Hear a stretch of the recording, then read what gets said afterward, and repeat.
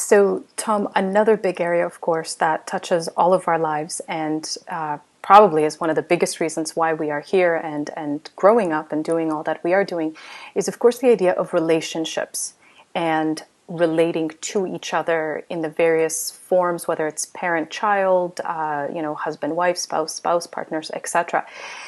What can you share with us? Because I know you possibly have a book coming out, if I read correctly on your site, called Primal Man and Primal Woman, a discussion of the significance of gender.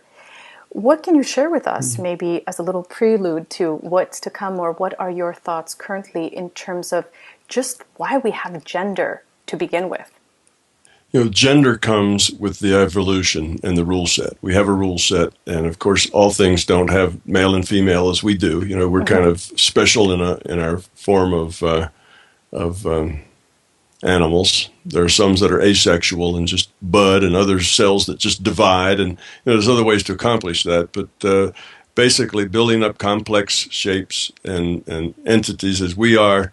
They tend to be sexual in nature, whether that's, bumblebees or people. The more complex shapes tend to differentiate in cells more, so you end up with sexual differences. So the why we have gender is just an artifact of the rule set and the way our evolution happened to take place. But it's a good area to talk about, and it's a very misunderstood area. And most of us, we'll start with ideas of love. Okay, most of us have fallen in love. Many of us have fallen in love with the person that now we're in a relationship with. And for the most part, this falling in love turns out to be falling in need. We don't really fall in love as much as we fall in need. We have these needs and wants and desires, and we find somebody that satisfies, at least to some extent, those needs and wants and desires of ours, and makes our fears, feel better. Maybe we'll have a fear that we'll be alone, or we have this other kind of fear. So our fears, our beliefs, our needs, our wants get satisfied. So that's a little different than really falling in love. Love is a different thing. Love is about other, not about self. If it's about your needs, then it's not love. It's about need. So if this thing we're calling love is about other, if it's really about somebody else, what can you do for them? How can you make them happy? How can you satisfy them? If it's about them, then that's love. If it's about what do I need, to satisfy me? What are my requirements? What do I want to get out of this deal? What are my rights here in this relationship? That's just about need, and it has nothing to do at all with love. So most relationships are probably a combination of love and need. There's some love in there. There's probably a lot more need in there. So these relationships tend to be like contracts, need-based contracts. Yeah. You do your part, I'll do my part, and then a little way down the road, it's you're not doing your part, as much as I want you to do your part, and the squabbles and all the rest of it comes. So we have this men are from Mars, women are from Venus problem, where because the different sexes just process information differently. We just interpret things differently. Different things are important to us, and different things are not important to us. So there's this fundamental communication problem between males and females that happens just because we don't see each other's viewpoint very easily, because our own viewpoint is so different than their viewpoint. And we all tend to believe that others see the world as we do. We just see ourselves reflected in other people. So when you hear your husband say something and it bothers you, it's because you're thinking, if I said that, here's what I would have meant. Here's the way I would have felt. You see, you're put in your place. That's the only way you have to interpret. You can't say, well, if somebody else said that, this is what, you're not somebody else. Right. You see, so we're all stuck interpreting what everybody says and does in terms of ourself. What would it mean if we said it? And if we did it? If we used that tone, what would that mean? Well, the problem is that's not really what it means most of the time. Between men and women, they're judging it on themselves, and the opposite sex doesn't think, feel, and interpret the way we do. So there's this big problem of communication to begin with. And it's made worse because we don't realize that the other sex doesn't interpret, feel, mean the same thing that we would. Right. So we make assumptions and they're wrong. So that's a problem. All right, so about relationship.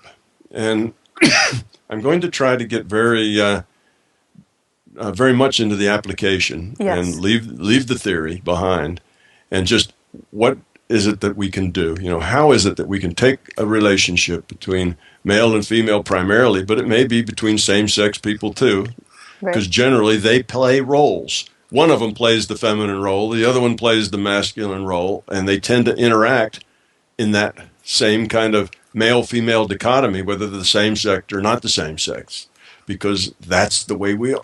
That's the way we are. That's the way we're programmed. That's the way our chromosomes go together and make us work. We're hardwired that way.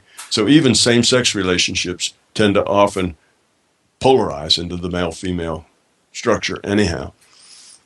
So how do we act? What's a formula that will allow us that if we do this thing, if we kind of use this prescription, how will it improve our relationships to where we're no longer struggling with the Mars and Venus problem, and that we're no longer struggling with the my needs versus your needs problem, because we fell in need with each other, some time ago. Well, to begin with, first of all, in this couple we're going to talk about, there must be some mutual love. If there's no mutual love and it's just 100% needs, then that's a contract. That's different. Go negotiate your contract, terminate your contract if it's not being met. It doesn't have really to do so much with relationship as it has to do with business. So we won't do that. So there's going to be some mutual love involved. I'm going to offer a culture-based application to you, and by calling it culture-based, that means that it's designed to work with the males and females as they are in our culture. Okay, so there's some cultural, components to it, but basically, males and females will act this way in most of the cultures we're familiar with. Western culture kind of taking over the world anyway. Our culture's not so much different as they used to be. As you go around the globe, there were huge differences in culture. Now you have to really go out in the outback, somewhere to find cultures that are tremendously different. So there's some cultural component to it. Okay, now the problem is we need to decide whose responsibility it is to do what, when, and why. Okay, this disagreement over how each should act or do, is just not useful. It doesn't go anywhere. It never terminates. It never converges. You might feel better for a little while, but it always goes right back to where it was, is the problem. We have this issue that never does converge. Well, here's a way to have it all converge by using what is natural and fundamental inside you as a human being, in male and female. Okay, so let me just read these statements. Number one, okay, this is a suggestion for men. Okay, this is what the males need to do. 1, if she has a problem of any sort, for any reason, good or bad, clever or silly, it is your problem to solve by changing only what you do and say and think. You must not try in any way to change what she does, says, and thinks in reference to this problem. This is not about fixing her. It's about changing you. Okay? So if she has a problem, it's his problem to solve. You like that, huh? 2, if there is a serious argument or disagreement, I'm talking to the guys now. If there's a serious argument or disagreement, you are wrong, period. Do whatever you can, whatever it takes, to make it the way she wants it. 3, your job is to make her happy, period. To do that, you must not try to change her mind or her perception or her wants and wishes. Simply figure out how to be and act and feel the way that will make her feel as good as possible. This must be sincere. And remember, the only thing you may try to change is yourself. 4, why would you want to do this for her? Because you love her, and it is your primary responsibility in your relationship to make her happy, whatever that requires you to do. She remains entirely blameless always, and it's never her fault. There is no room for blame or fault within love. 5, always do, say, and be and think what you think will make her happy. Leave no stone unturned. Nothing is off the table or off limits. Take great joy in the fact that your woman is happy and she cannot find a single thing about you to complain about. You must make her think and feel that you are the perfect mate and have nothing about you that she would want to improve even a little bit. Okay, that's for the men. Ladies, and you're perhaps thinking this will be symmetric and the ladies will have a similar thing, but it's not true. It's not symmetric. It doesn't work if it's symmetric. Men and women are not symmetric. They're different. Ladies, 1, you must be reasonable but honest. Be yourself and communicate your wants and needs to your man. Do not tell him what you think he wants to hear. You must try to come to your needs and wants thoughtfully, with as little fear and ego as possible. Focus on what is of fundamental importance to you. Let the petty or small stuff go. He is trying to please you, and you must make that possible, though you do not have to make it easy. All issues between you are now solved, right? All you have to do, ladies, is be honest, tell him the way you feel and think, and he's supposed to fix it or make you happy, period. Okay, now why would this seemingly one-sided process work? Because this forces the men to grow up and let go of fear and ego, to base their relationship on love. This will give the women the secure environment and the incentive they need to grow themselves, to let go of fear and ego, to base their relationship on love. That is, the men will eventually get back whatever quality love they're able to give. This process works best with the gender roles given because men rule the outside world of stuff, while women rule the inside world of relationship. Thus, the women will always do their part to grow themselves to become love if the men have what it takes to lead the process. Wow. You see, that's how it works. So, in other words, the men have to take the initiative, not the ladies. The women will come along. Once the women are in such a loving, giving relationship where their happiness is really what's important. It's not about the guy and what he wants. He has to grow up. He has to grow up and get rid of the ego and fear and beliefs. He gives. His job is just to love that woman and make her happy, period. Not if he thinks her wants and needs are silly, that's beside the point. It's her wants and needs, and because they're her wants and needs, they're important. And they're important just because they're hers, and that's what she wants. He doesn't get a veto or even a vote. He has to take care of his woman and make her happy. Now, you see, because the man has to lead, he's the leader in this, which is more natural to us as human beings. He leads. He has to overcome that first. And because she gets in this environment now that is safe, it's perfectly safe because whatever she does, however she does it, it's okay. It's good. He not only supports it, he feeds it. He tries to make her happy. With that kind of security, she will very quickly say, oh, I better do my part. I can't just have this guy doing this and I'm kind of goofing off just sucking all this stuff up and saying, oh, that's great, I got a slave now. Yeah. Women won't do that. Right. Women will feel responsible because their key thing in life is relationship. Yeah. They approach relationship with their intellect. Men approach the outside world with their intellect. Men stumble through relationship, however, it just happens to come, and they don't understand it. It just happens and they do it. Women do that with the outside world. They don't really care how the damn car works. They just want it to go when they press on it. See, they just kind of stumble through the process outside. So it's the way we're made differently. If we had switched it around and said, ladies, you have to take the rule, you would have a fair probability, not 100%, but some non-trivial number of the men would get to the point where they thought, wow, this is good. She's making me happy in whatever I want, and just kind of kick back and enjoy it. Because that's the outside world. You see, what she does is part of the outside world. They don't have that same responsibility in relationship that a female has. Right. That's the female's world. Her world's the inside world of relationship. That's what she does. She deals in relationship. That's why women say, 3 times more words in a day than men do?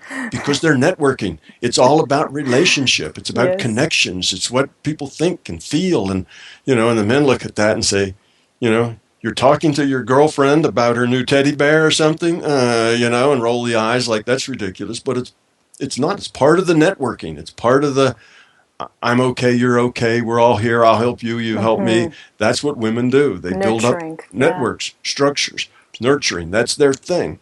Men deal with the outside world. So the men wouldn't feel the same need to then turn around and become a working part of that process. They're more likely to say, ooh, feels good, let's not mess with it. Don't break, don't try to fix what isn't broken. Whereas the ladies, given that kind of security and that kind of love, as opposed to need, they would feel necessary to earn it, to be worthy of it, to make sure that,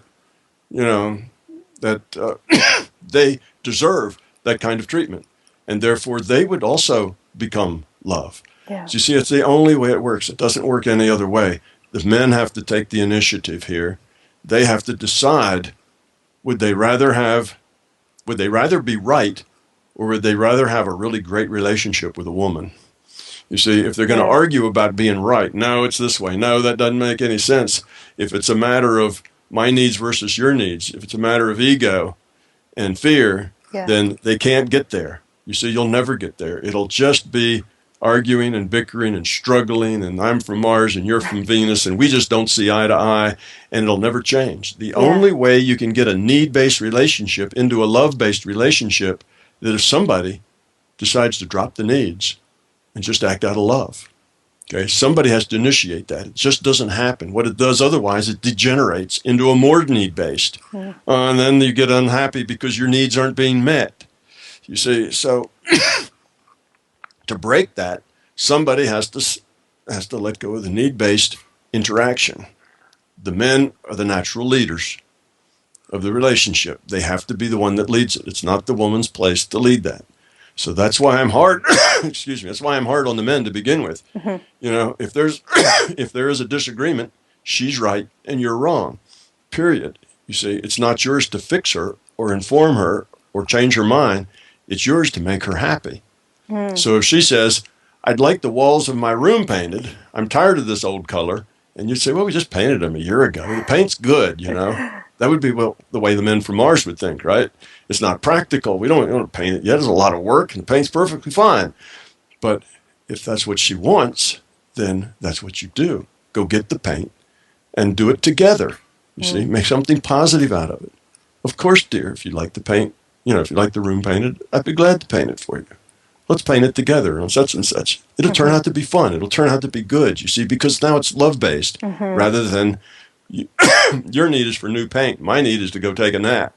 You see, now it's two different needs struggling. My need is to go fishing, or my need is to go work in a shop or do something else. You got needs competing with each other all the time. You have to get out of that.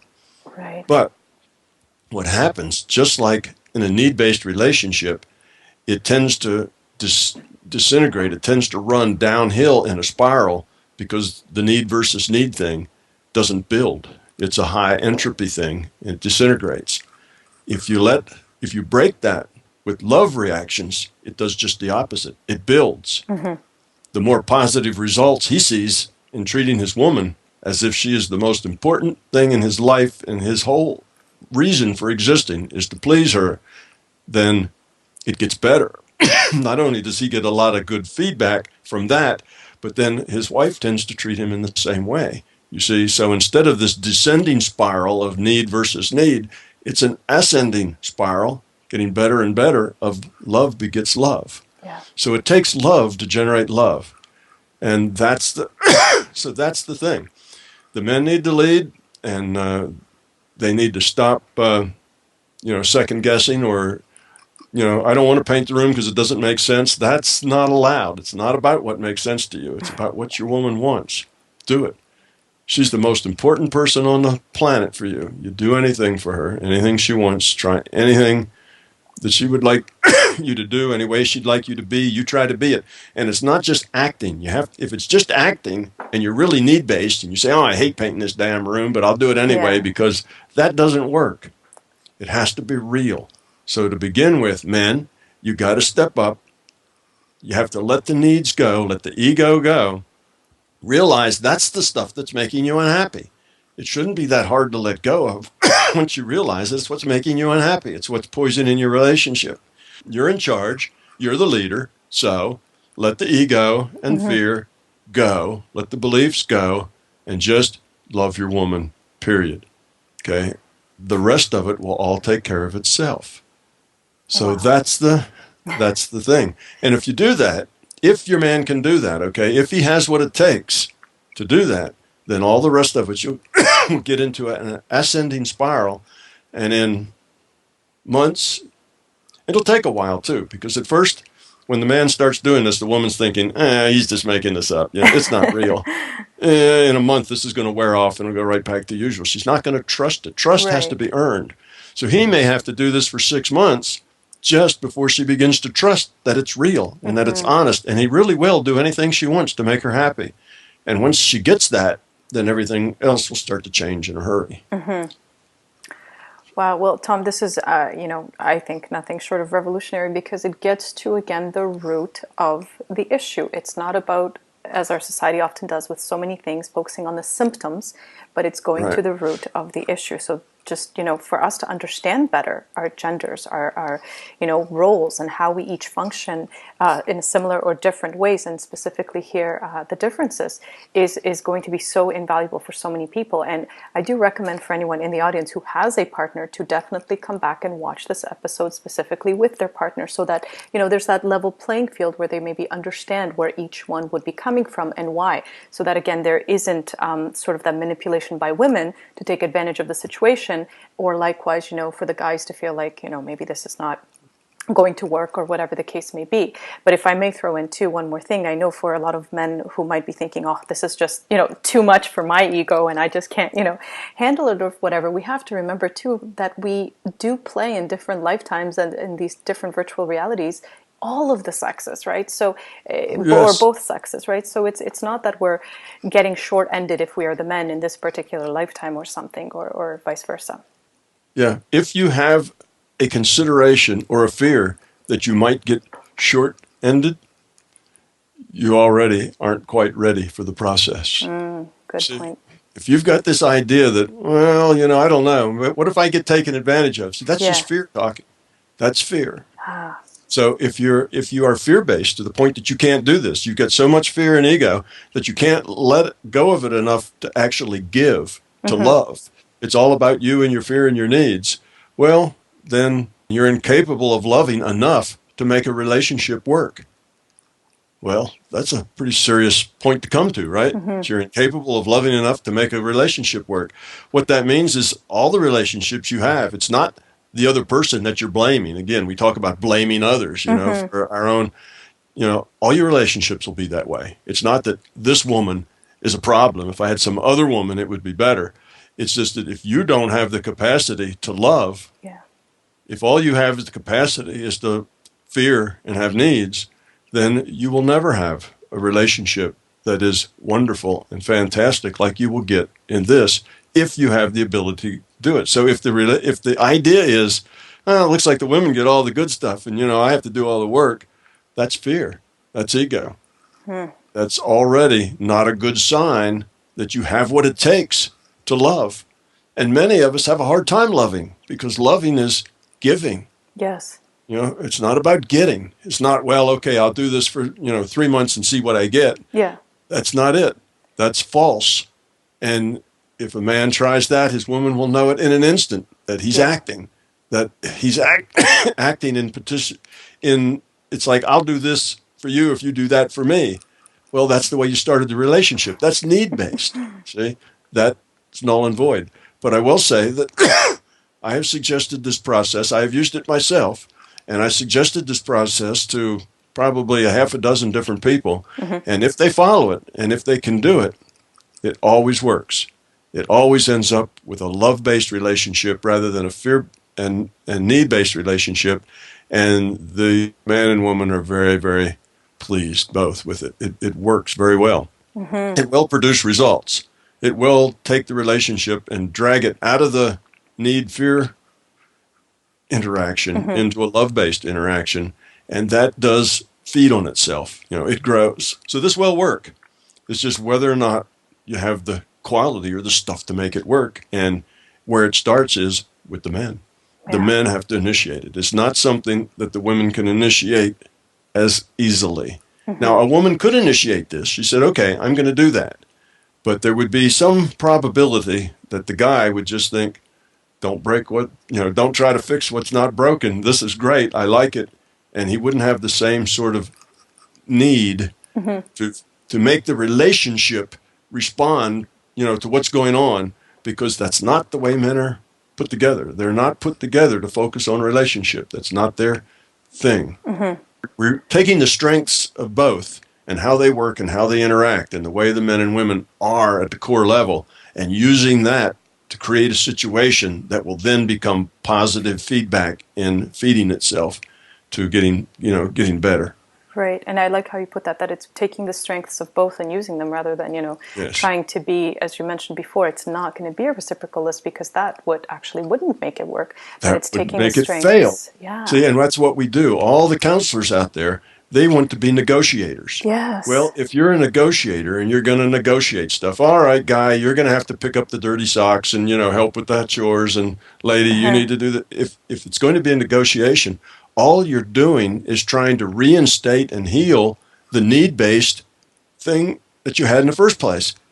That won't work. It'll work temporarily. Okay, you get everybody excited, enthused about doing it, and maybe for 6 months or something, it'll feel better, and it'll go right back to the way it was, because a need-based relationship is a need-based relationship and really doesn't have anything at all to do with love. Yeah.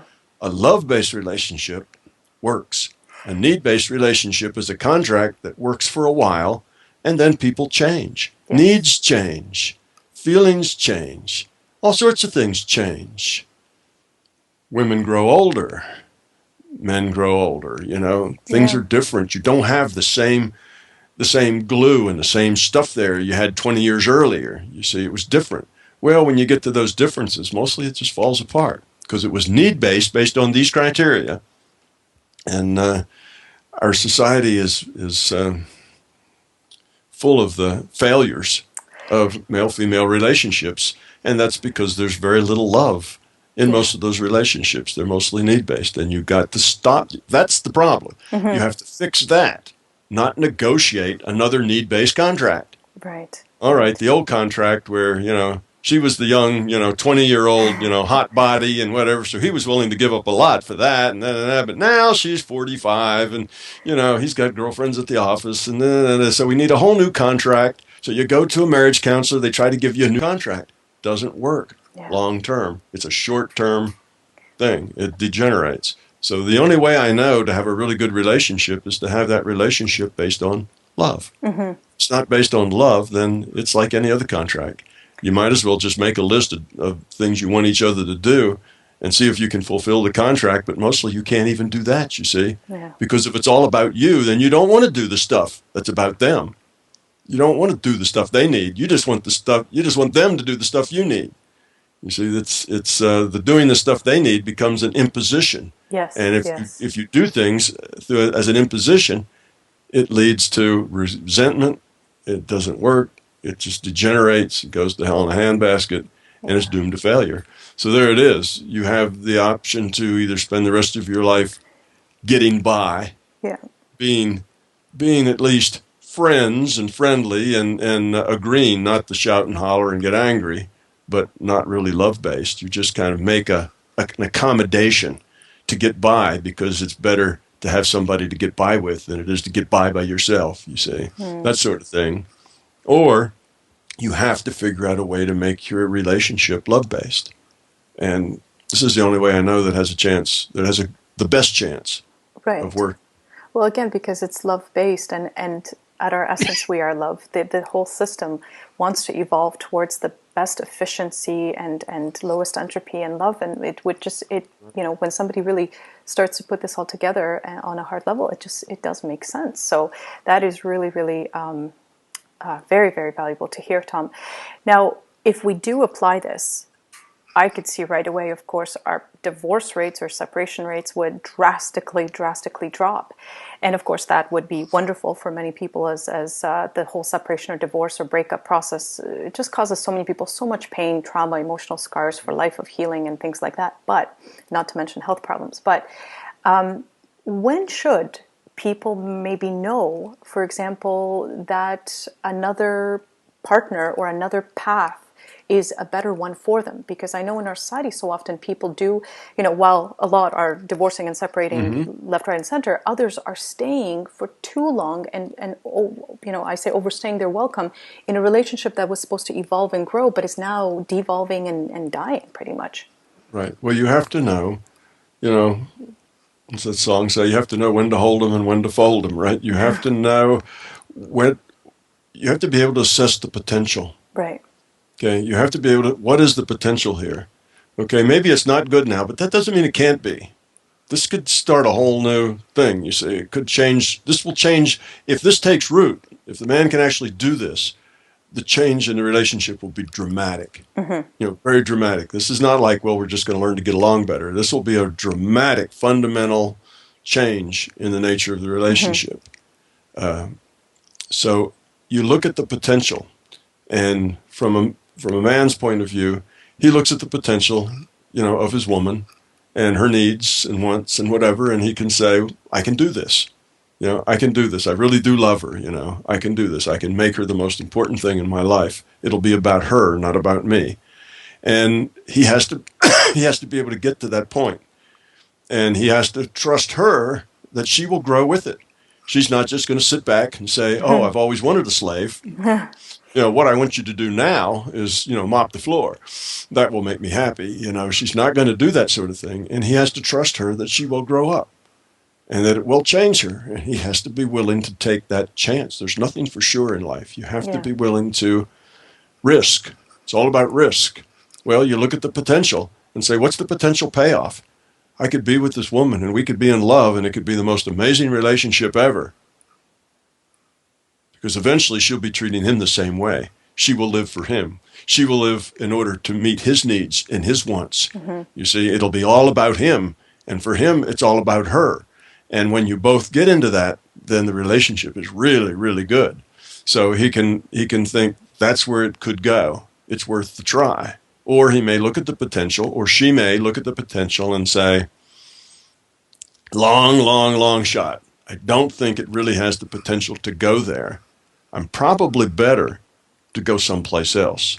When it gets to the point that either the other person says, oh, no way I'm going to do that, well, then you can, if it's comfortable enough to just stay in the situation, you can do that.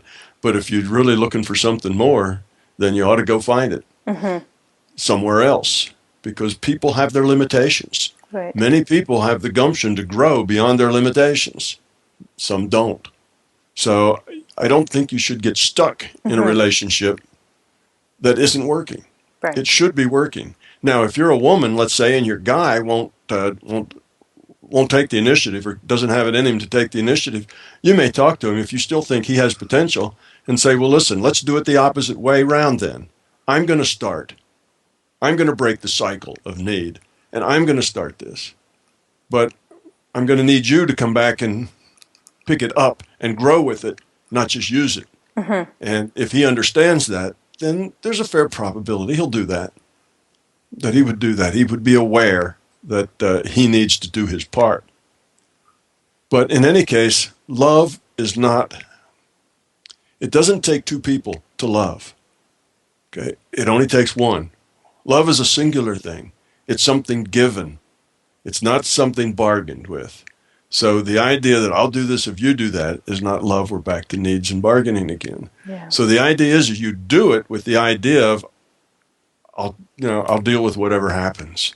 That's how you have to go into it. You have to be open-ended. It can't be, well, I'll try it for a month and see what happens. It has, because that's not real. Now you're acting. Mm-hmm. You have to say, I can do this and I'll do it and we'll see what happens.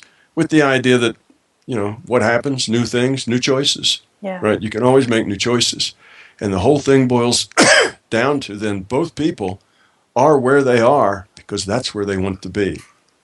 You don't need rules. You don't need the contract. You don't need any of that, because the reason that you're there is because that's where you'd rather be more than any place else, and the reason he's there is because that's where he'd rather be more than any place else.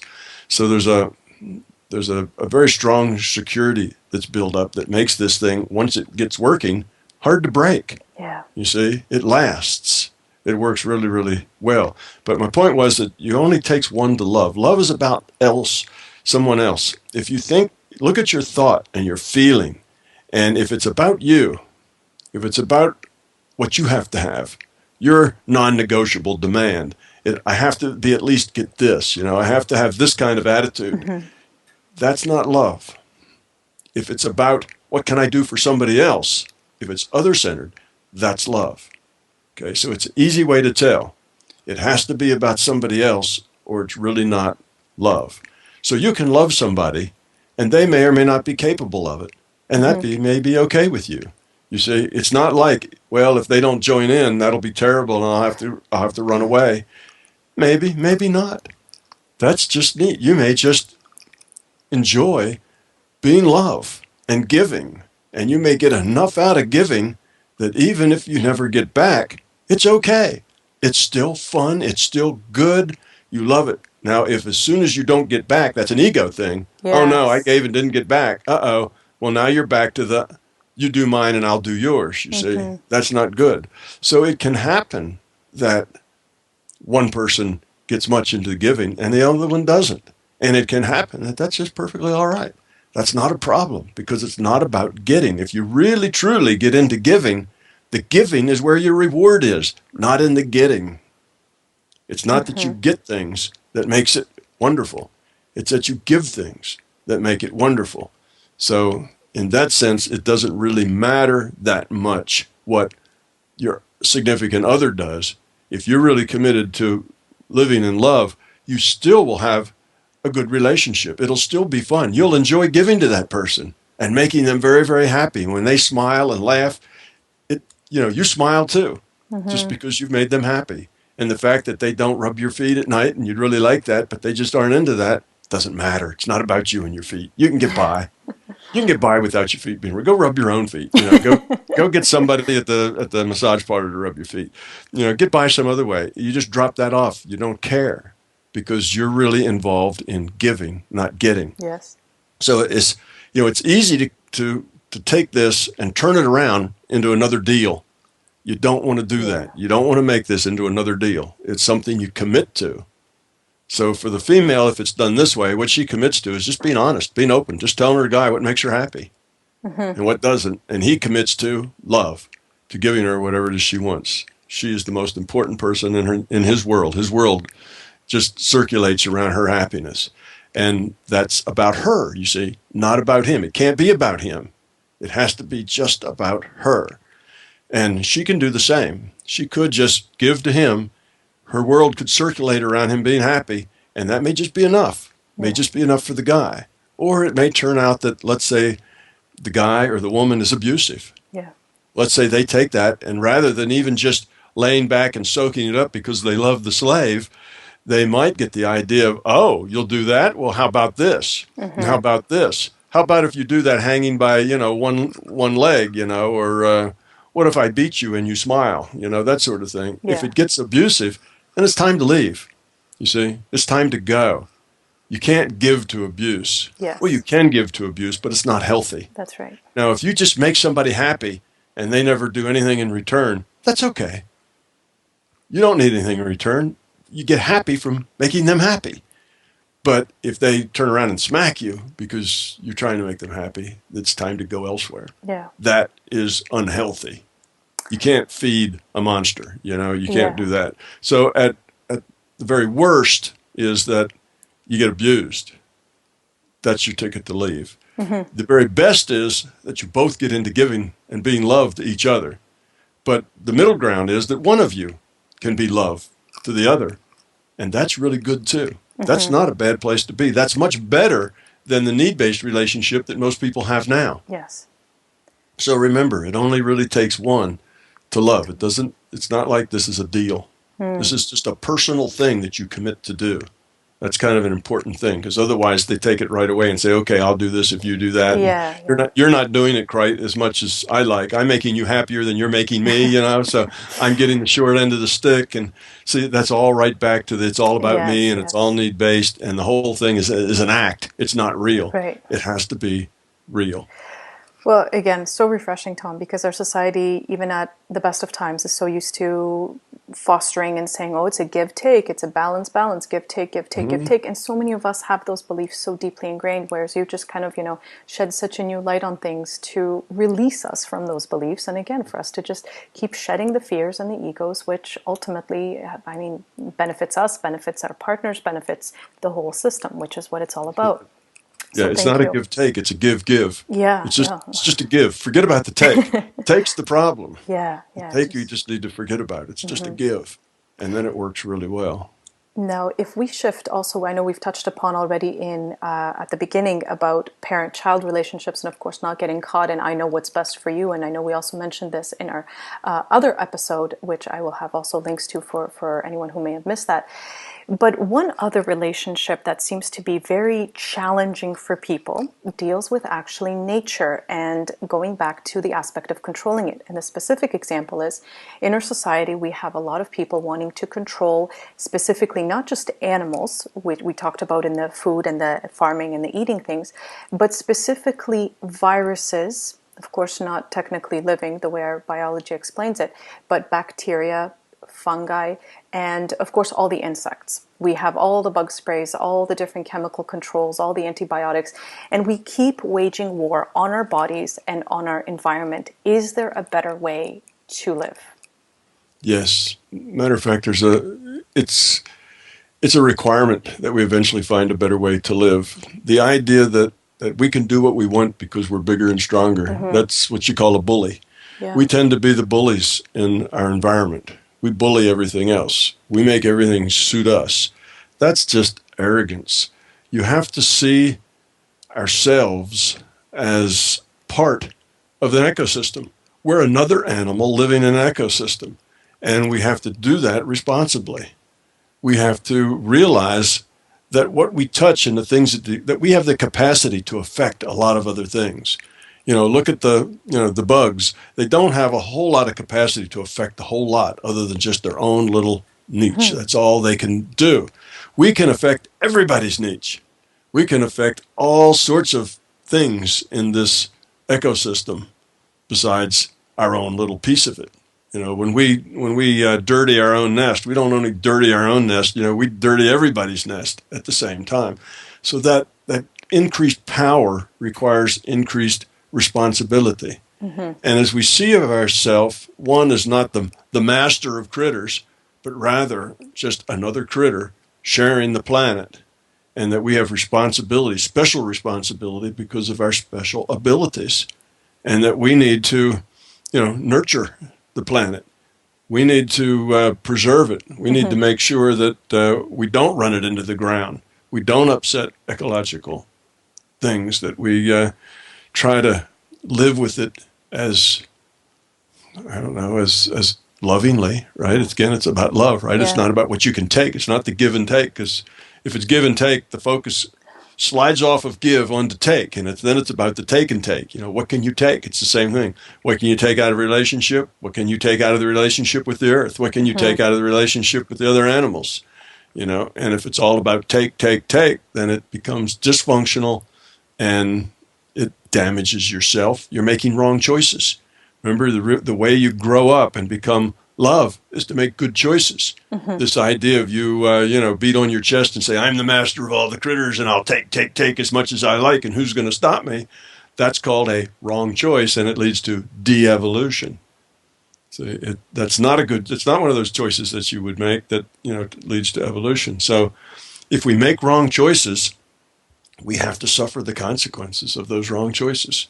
There is a time to pay back. And that will, that's the problem. All these wrong choices look like they're good deals for us in the short term, but they hurt ourselves and everything in the long term. It's short-term gain, long-term loss. Well, what's important is long-term gain for everybody. So again, it needs to be love-based. It needs to be caring. You need to have respect for other critters. And that doesn't mean that you don't slap a mosquito and squish him as he's trying to drink your blood. It just means that you don't go out of your way to put yourself in situations where you need to kill things. You try to avoid that sort of thing. But if, you have a house and a rattlesnake sneaks in through the back door and you've got young children toddling around, what are you going to do? Well, you're going to get rid of the damn snake, right? You're not going to say, oh, he's got as much right to be here as I do. No, you get rid of the snake. You protect your children. I'm not saying that you should be an idiot, to do these things. Being based in love doesn't make you stupid. Yeah. You still have a brain and you can still make choices. There are times and places, in my house, I tried to get bugs outside that get trapped, when a wasp is on the window and he's flying up and down the window, or even a fly. I help him and I put him outside. But now, if he stings somebody, I'll smack him and squish him on the spot, and there's no regrets. You deal with what you have to deal with in the way you have to deal with it. Again, that's like you don't kill critters just because it pleases you. Just because it makes you feel good. That's not a good thing to do. Well, you don't kill bugs either just because it makes you feel good. Now, if they're doing something, let's say they're moths, they've gotten into your pantry and all of your dry goods are now useless because they're all full of little moth larvae and you have to throw it all out. Well, kill some moths, Don't go in and spray DDT in your pantry. That would be like shooting yourself in the foot. Right. But solve the moth problem and then be more watchful on the front end not to let it get that far out of hand again, so you don't have to go around and kill 100 moths. You just pick out the ones that come packaged in the food that you buy from that store and you get them out before it gets that far. So again, use your brain. This is not saying that you have to do things that are foolish.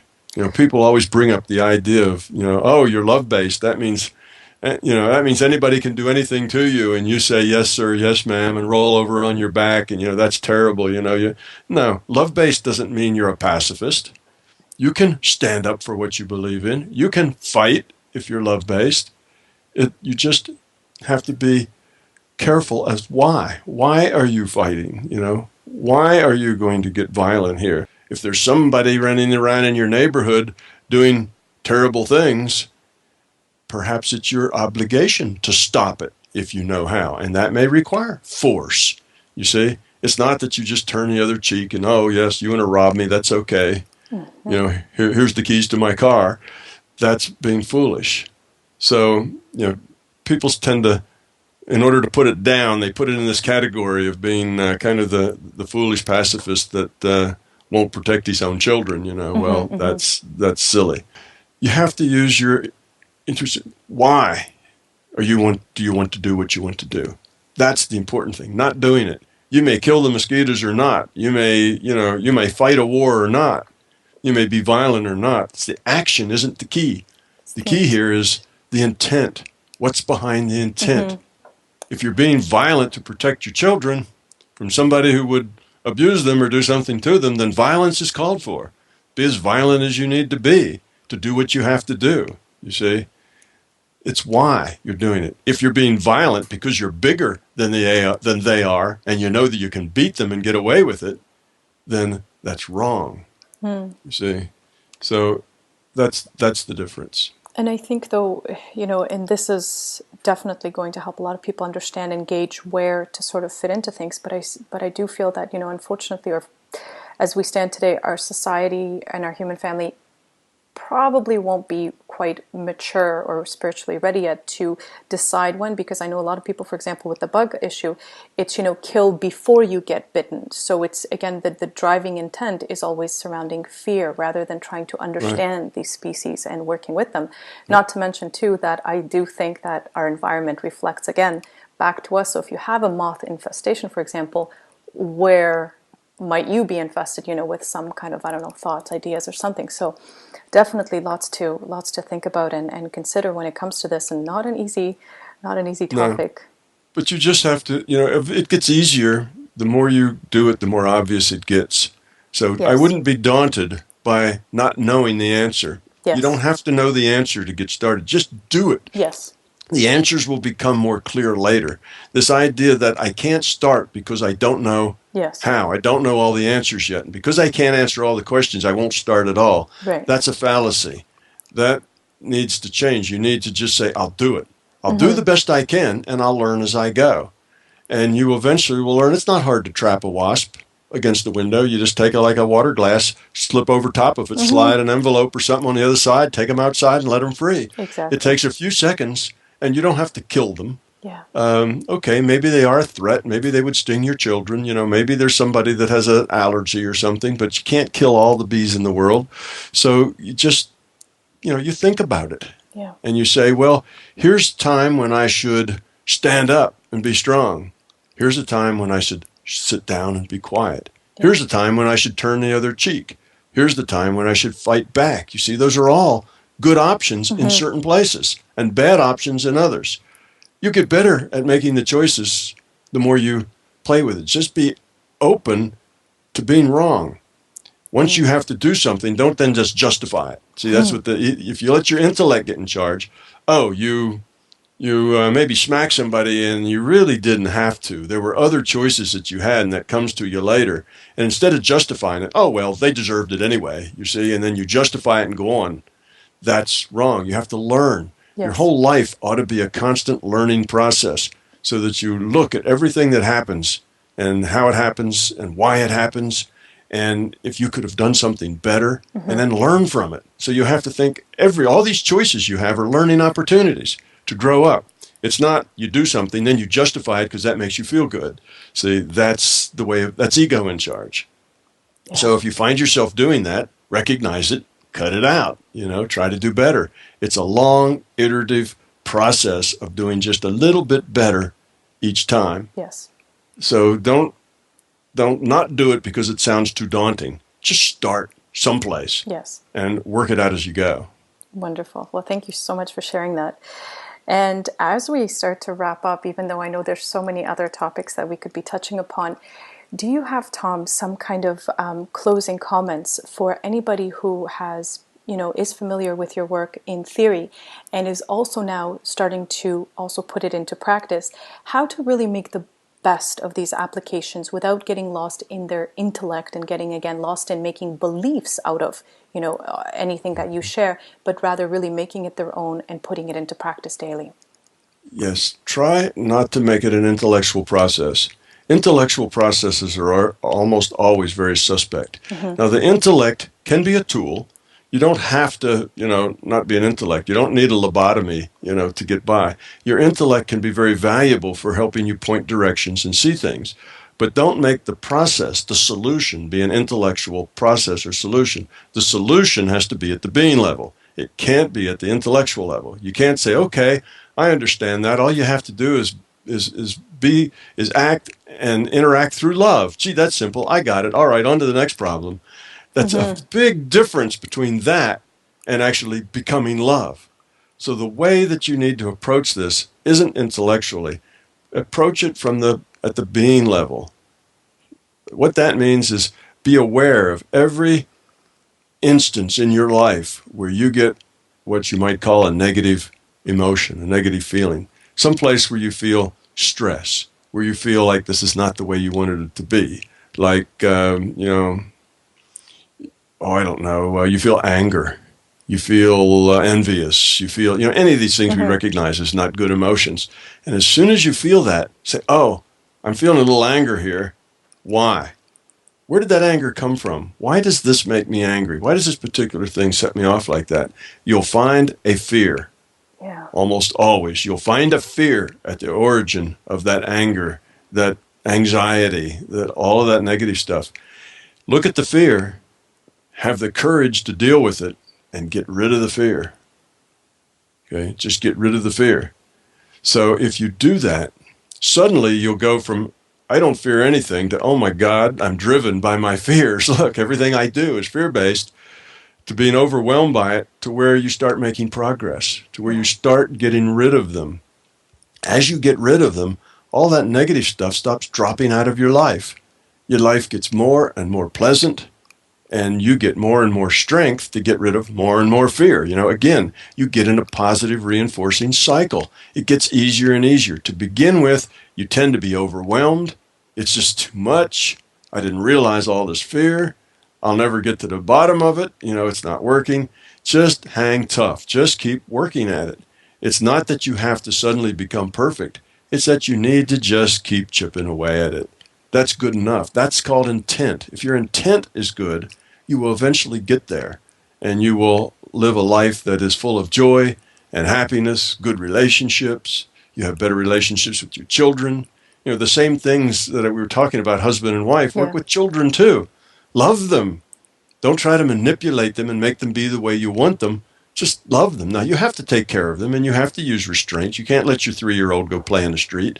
Again, it doesn't make you stupid to be love-based. You have to constrain them. You have to correct them.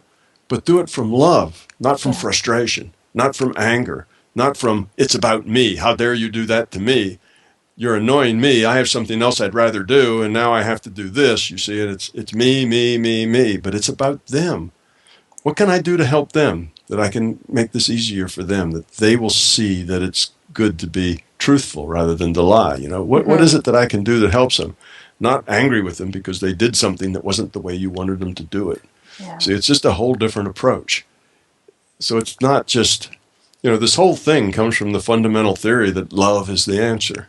So it boils down, well, how do you apply that to relationship? How do you apply that to raising your children? How do you apply that to the food you eat? How do you apply that to, doesn't matter what it is. The same thing works, because that is the way you evolve. That's the right thing. Love is the answer. See, and you apply it however you can, a little bit at a time. Pick those things that are negative, because they're easy to find. All of us have these little negative, annoying things that happen. Pick that negative thing. Find the fear. Where's the fear? Bring it up. Deal with it. Accept it. Say, if that fear happens, if what I'm afraid of happens, I can deal with it. I'll accept it. I'll live with it. That pulls the teeth out of the fear once you accept it. So that's how you should go about doing it. Not through some kind of intellectual purge of what you think your fears are. Do it out of the being level of your experience. It has to be your experience, or it's not your truth. If you're just thinking about it, it's not your truth. Yeah. It has to be part of your experience. Be it. Don't think about it or talk about it. Just be it. And if you be it badly, okay, that's all right. If your intents are right, you will end up being it very well eventually. So it always works. That's the good thing about this. It always works. If you do this, you will end up with a very lovely life. Things will happen that are very nice. You and your relationships with your kids, your spouse, all of this stuff will get good, get better, and stay that way. And suddenly you'll live, a life of joy. Things will be great. And you'll wonder how you could ever have lived any other way, because it'll then seem so easy, so straightforward, so simple. Right now it seems so hard, so far away, and so complicated. That's all your fear and beliefs getting in the way. Just do it. Just go do it, and it will get easier in time. You may have to tough it out for the first 3 months, or 4 months, or 6 months. Tough it out. The rest of your life is going to be your reward. So that's kind of my pep talk. Just go do it. Do it from the being level, not from the intellectual level. Let your everyday life be what you apply it to. Yeah. Stop trying to fix anybody else but yourself. Don't blame anybody else but yourself. You are the one that are in charge of you. And if you're unhappy, it's your problem. You see, you need to change you so that you're not unhappy. It's not I'm unhappy because of, and then list all of the things that have made you unhappy. See, that's just the ego trying to make itself feel better. That will never make you happy. That'll just give you more and more to complain about, which makes you more and more miserable, which makes you act in a way that other people react negative to you, which makes you more and more miserable, and it just doesn't go anywhere good. Yeah, no, as we see. Well, Tom, thank you so very much for inspiring each one of us to really rise up to our highest potential, accountability, responsibility, and most importantly, love. Really to remember ourselves as love and to act as love in all that we are and all that we do. So thank you so very much for everything that you've shared. It's been, again, as I can imagine, for each person that it's going to be touching their life, it's so valuable in so many different ways. So thank you for your time. You're welcome. It's been my pleasure. It's been fun. Oh, thank you. And likewise. And for anybody who would like to further continue to understand, apply, or enjoy Tom's work, definitely start with his website, my-big-toe.com. There's also mbtevents.com.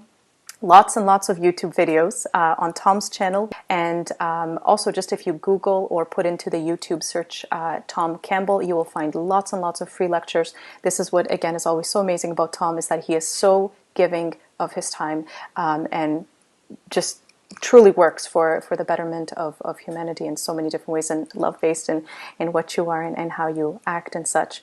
And one last but not least, of course, event that's coming up is you have an event in Spain coming up in March, correct? I do have an event in Spain in March. It's going to be a 3-day event. Never done one like this before. It's not going to be me lecturing, because that's already all over YouTube. It's going to be talking about just what we talked about today. It's going to be about applications. So there's an agenda out that's like we have done here for an evening. It's done like that, except for 3 days worth of topics that have to do with how do I apply this to my life. And we're just going to talk about those for 3 days and see what happens. It's going to be fun. It's going to be a lot of interaction between the audience and me. It's not going to be mainly lecture, but a discussion, a 3-day discussion on how to apply love to your life. Well, it sounds wonderful. And perhaps even what else will be very enticing for many is that it is taking place in the beautiful south of Spain, Andalusia, and that is March 8th to March 10th, 2013, for anybody who would like more information with regards to that. And there's also, of course, for anybody who has questions with regards to these applications or anything else, Tom's forum, which you could access through mybigtoe.com. So thank you, Tom, again, so very much for this. Thank you, everyone, for joining us, and until next time.